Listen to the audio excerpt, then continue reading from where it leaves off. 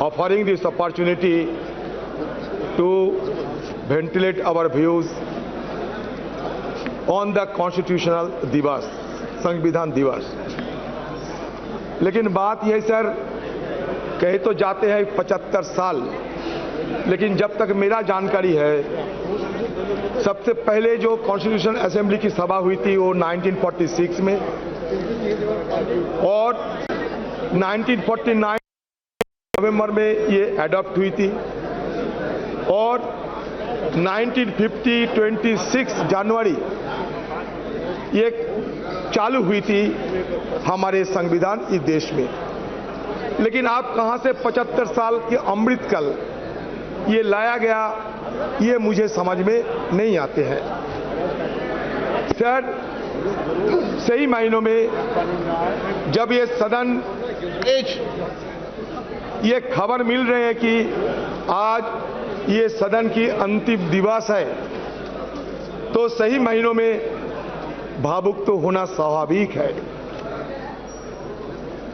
कितने सारे विद्वजनों ने, ज्ञानियों ने, पंडितों ने और देश प्रेमी ने हमारे ये सदन, उसके साथ साथ हमारा संविधान और ये देश की लोकतंत्र की रक्षा करने के लिए न जाने कितने योगदान किए होंगे। बहुत सारे हमारे पूर्वजों ने ये दुनिया छोड़ के चले गए, उनका याद हम करते रहेंगे। जिंदगी में ये सदन जरूर कहेगी कि जिंदगी में कितने दोस्त आए और कितने बिखर गए। किसी ने 2 रोज के लिए आए तो किसी ने चलते ही सांस भर लिए।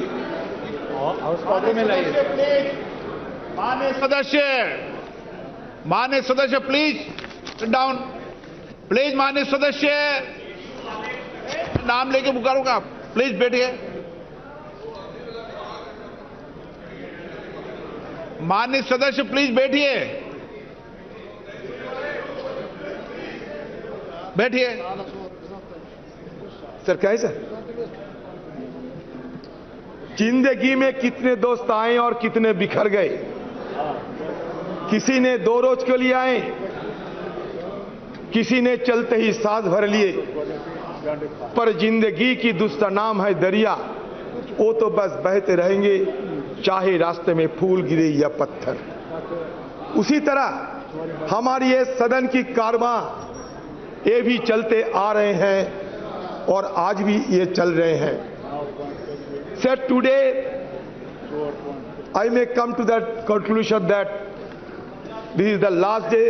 Naturally, we are all present here to bid the adieu of our old building. Our magnificent building today singing a swan song, because tomorrow onward we will be shifting to a new parliamentary edifice.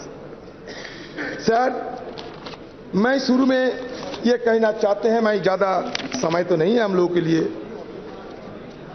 कि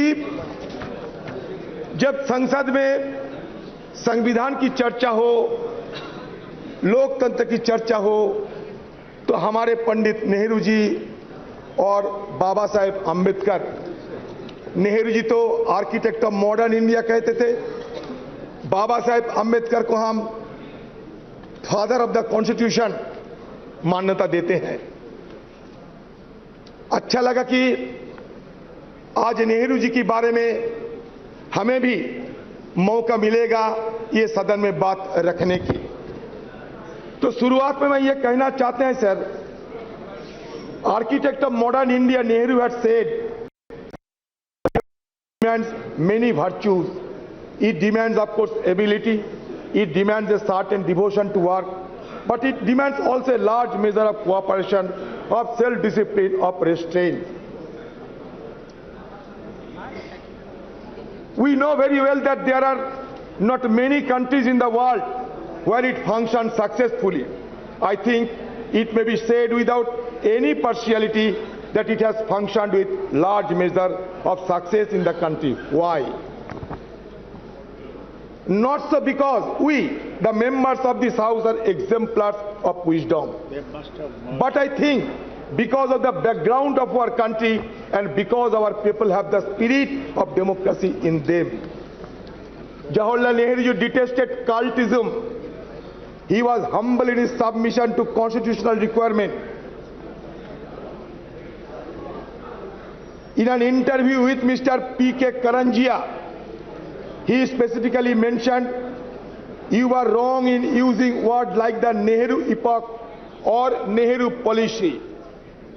Though he enjoyed massive majority in the parliament, he was tireless in listening opposition voice and never mock, deflect, pontificate when answering questions asked of him.